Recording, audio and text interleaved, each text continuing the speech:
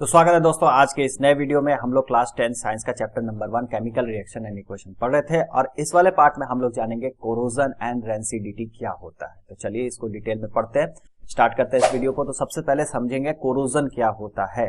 तो आप लोग अक्सर लोहे का आइटम्स को देखे होंगे, छड़ देखे होंगे, लोहे का कोई पुराना अगर कोई और कील हो गया, अगर कोई पुराना कील एयर में लेफ्ट ओवर है तो है। आयरन का कोई भी ऑब्जेक्ट हो जाता है, ये आप देखेंगे तो रेडिश ब्राउनिश कलर हो जाता है। ठीक है, कोई टीन होता है आयरन का, अगर उसको हम लोग छत पे कुछ दिन के लिए छोड़ देते हैं तो उसमें आप देखते हैं कि रेडिश ब्राउनी की एक लेयर लग जाता है। ठीक है, जिसको हम लोग हिंदी में कहते हैं इसमें जंग लग गया।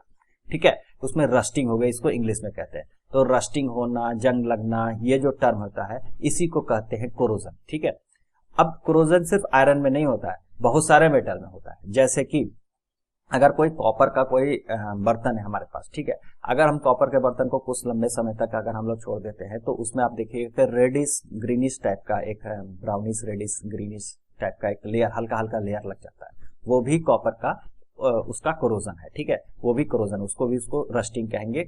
कॉपर पे जो लेयर लग जा रहा है उसको कहेंगे। उसी तरह से एल्यूमिनियम पे भी एक रस्टिंग का लेयर लगता है, लेकिन वो हमको दिखाई नहीं देता है क्योंकि वो ट्रांसपेरेंट कलर का होता है, उसको पतली से परत पे जम जाती है।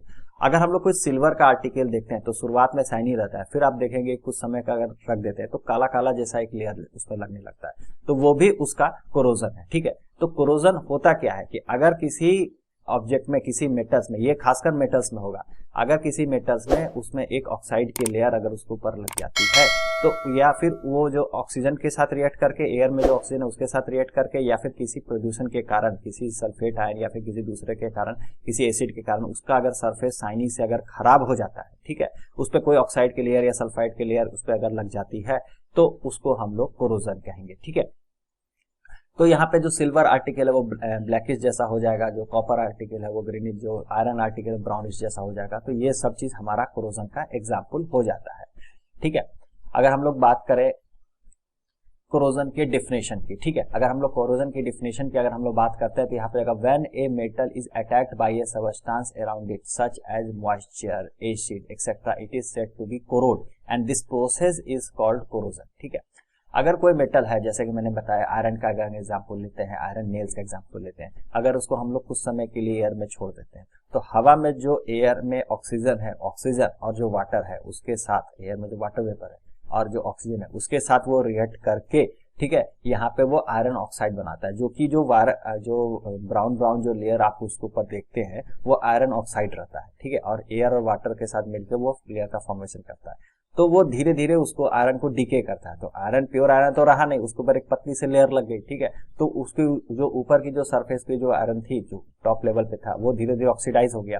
ठीक है, तो इसको कहते हैं कोरोड होना। ये जो ऑक्सीडाइजेशन रिएक्शन यहाँ पे जो हुआ आयरन का, इसको कहते हैं कोरोड होना। ठीक है, और ये पूरा जो प्रोसेस है इसको कहते हैं कोरोजन। ठीक है, तो यही कोरोजन का एग्जांपल हो जाता है। ठीक है, तो रेडिश ब्राउनिश कोटिंग जो लग जाता है आयरन के ऊपर, इसको कहते हैं रस्टिंग ऑफ आयरन। ठीक है, तो आयरन के लिए स्पेशल नाम दे दिया गया है, रस्टिंग ऑफ आयरन। ठीक है, रस्टिंग जो शब्द है ये आयरन के लिए स्पेशली है, और लेकिन दूसरे मेटल्स में होगा तो उसको हम लोग कोरोजन कहेंगे, या उस ऑब्जेक्ट कोरोड हो गया। ठीक है, तो ये ज्यादातर मेटल के साथ होता है। ठीक है, कुछ तो बहुत ही हाईली रिएक्टिव मेटल होते हैं, जैसे कि सोडियम, इसको तो केरोसिन में ही रखना पड़ता है, अगर इसको बाहर रख देंगे तो ये तो तुरंत ही ऑक्सीजन से रिएक्ट कर जाएगा। लेकिन कुछ स्टेबल मेटल्स है, जैसे कि आयरन हो गया, जिंक हो गया, एल्यूमिनियम हो गया, कॉपर हो गया, सिल्वर हो गया, ये सब में भी कोरोजन होता है। थोड़ा स्लो प्रोसेस होता है, किसी में स्लो किसी में फास्ट होगा, लेकिन हवा से ऑक्सीजन के साथ रिएक्ट करके, या फिर हवा में सल्फर डाइऑक्साइड है उसके साथ रिएक्ट करके, हाइड्रोजन सल्फाइड है, सिल्वर जो है हाइड्रोजन सल्फाइड जो एयर में गैस होता है उसके साथ रिएक्ट करके वो कोरोड होता है। वो धीरे धीरे ऑक्सीडाइज होगा, ये सल्फाइड के फॉर्म पे बनेगा, उसका धीरे धीरे वो जो, अगर हम लोग आयरन का अगर हम लोग नेल्स को अगर बहुत लंबे समय तक रख देते हैं एयर में तो क्या होगा, धीरे धीरे सबसे ऊपर वाला लेयर कोरोड होगा। ठीक है, उसके नीचे करते करते करते वो आयरन पूरा नेल खत्म ही हो जाएगा, वो पूरा का पूरा धीरे धीरे आयरन ऑक्साइड में कन्वर्ट हो जाएगा। तो कोरोजन होना एक नुकसानदायक चीज है। ठीक है, ये हमारी जो ऑब्जेक्ट है उसको धीरे धीरे पूरी तरह से खा जाता है, उसको पूरा खत्म ही कर देता है। ठीक है, तब आयरन जो है वो जैसे Fe है, ठीक है, ये अगर धीरे धीरे कोरोड हुआ, ठीक है, इसमें अगर एयर O2 से, हवा से ऑक्सीजन मिल गया, वाटर मिल गया, ठीक है, तो ये धीरे धीरे Fe2O3 ये फॉर्मेशन करेगा, 2H2O। ठीक है, तो ये चीज का फॉर्मेशन करेगा। तो आयरन तो यहाँ पे रहा नहीं, हमारा जो आयरन था ये तो रहा नहीं, ये धीरे धीरे आयरन ऑक्साइड में कन्वर्ट होते जाएगा। धीरे लंबे समय तक मैं बात कर रहा हूँ, लंबे समय तक अगर धीरे धीरे ऐसा होते रहा तो आयरन बचेगा ही नहीं। ठीक है, तो आप पुराने शिप देखे होंगे, पानी वाले जो जहाज होते हैं, देखते हैं पूरा आयरन रस्टिंग के कारण पूरा का पूरा रेड हो जाता है, ठीक है। तो वो एक तरह का उसका कोरोजन ही है जो उसको पूरी तरह से खा जाएगा, अंतिम में वो पूरी तरह से डिस्ट्रॉय हो जाएगा। तो अब डैमेज काउस्ड बाय, तो कोरोजन एक अच्छी चीज नहीं है, ये बुरी चीज है, ठीक है। अब इसको बचाने के लिए अलग अलग चीजें भी की जाती है, लेकिन पहले हम लोग ये समझते हैं इसके कारण क्या क्या डैमेज होता है। Corrosion causes damage to car bodies, आप जैसे आप जानते हैं कार की बॉडीज है वो आयरन की बनी होती है, ठीक है। तो लंबे समय के बाद अब कोरोजन जो है डायरेक्टली सरफेस पे भी लगे, ठीक है, हो सकता है उसमें कोई छोटा सा छेद वेद कर दे, ठीक है, तो ये भी हो सकता है। और भी बहुत तरह से नुकसान ये कोरोजन का होता है, धीरे धीरे मेटल को डिके कर देता है, ठीक है। तो आयरन कार की बॉडीज को खराब कर देगा। ब्रिजेस है, जैसे कि कोई भी ब्रिजेस जो आप देखते हैं, कोई तो सीमेंट वाली ब्रिज होती है, कोई कोई आप ब्रिज देखते हैं पूरा आयरन के स्ट्रक्चर पे बनी होती है, तो वो आयरन का होता है, उसको भी धीरे धीरे वो डिके करते जाएगा, कोरोजन उसको कोरोड करते जाएगा। आयरन रेलिंग्स देखते हैं, रेलवे लाइन जो है, अगर बहुत लंबे समय तक आप देखेंगे साइड में जो रेलवे लाइन पे ट्रैक पे जो ट्रेन चलती है, ठीक है, तो उसका ऊपर का सरफेस तो शाइनी दिखाई देता है, क्योंकि वो फ्रिक्शन के कारण ऊपर का लेयर वो घिसते रहता है। पहिया जो ट्रेन चलती है तो पहिया के कारण वो घिसते, इससे सरफेस में, लेकिन आप साइड में देखोगे तो रेडियस ब्राउन आप दिखाई देगा, तो वहां पे धीरे धीरे रस्टिंग होते रहता है। इसीलिए समय समय पे रेलवे लाइन को हम लोग चेंज करते रहते हैं, क्योंकि वो रस्टिंग से खराब हो जाए। शिप हो गया, शिप भी आयरन का बना होता है, वो भी डिके हो जाता है। तो जितना भी ऑब्जेक्ट जो मेटल का बना होता है, आयरन में बहुत तेजी से रस्टिंग होता है, दूसरे मेटल में भी होता है, थोड़ा धीरे धीरे होता है, लेकिन होता जरूर है, ठीक है।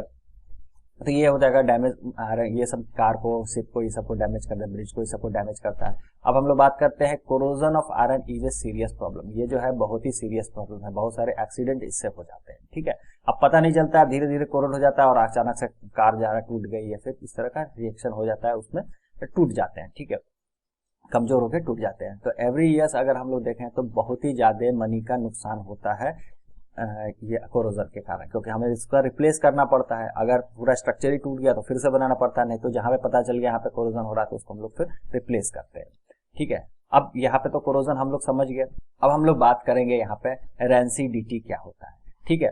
तो आप लोग ये जानते होंगे कि जैसे कि कोई भी चिप्स का पैकेट होता है, या फिर कोई भी फूड मटेरियल जो होता है, 2 महीना 3 महीना के बाद या 4 महीने के बाद आप पुराने चिप्स के पैकेट को खाओ या बिस्कुट के पैकेट के खाओ, तो वो उसका स्वाद थोड़ा सा चेंज हो जाता है। जो फ्रेश में जो स्वाद रहता है वो 2 महीना पुराना, 3 महीना पुराना अगर चिप्स पैकेट में ही है, पुराना ही पड़ गया थोड़ा सा, तो उसका स्वाद में चेंज हो जाता है। तो स्वाद में चेंज क्यों होता है, ठीक है। तो जो भी फूड आइटम है उसमें फैट एंड ऑयल तो रहता ही है, जैसे चिप्स का पैकेट है, ठीक है, उसमें फैट एंड ऑयल तो रहता ही है, ठीक है।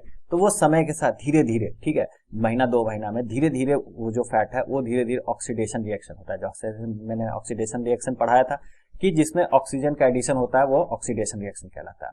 तो हवा से या फिर जहां से भी उसको ऑक्सीजन मिला, वो धीरे धीरे जो फैट है वो ऑक्सीडाइज होता है। तो धीरे धीरे ऑक्सीडाइज होने के कारण उसका नेचर ही बदल जाता है और वो उसका टेस्ट और स्मेल दोनों में उसका चेंजेस आ जाता है, ठीक है। तो इसी चीज को हम लोग कहते हैं रेंसिडिटी। अगर हम लोग इसकी डिफिनेशन की बात करें, when A fat and oil containing food material left over for a long time, ठीक है।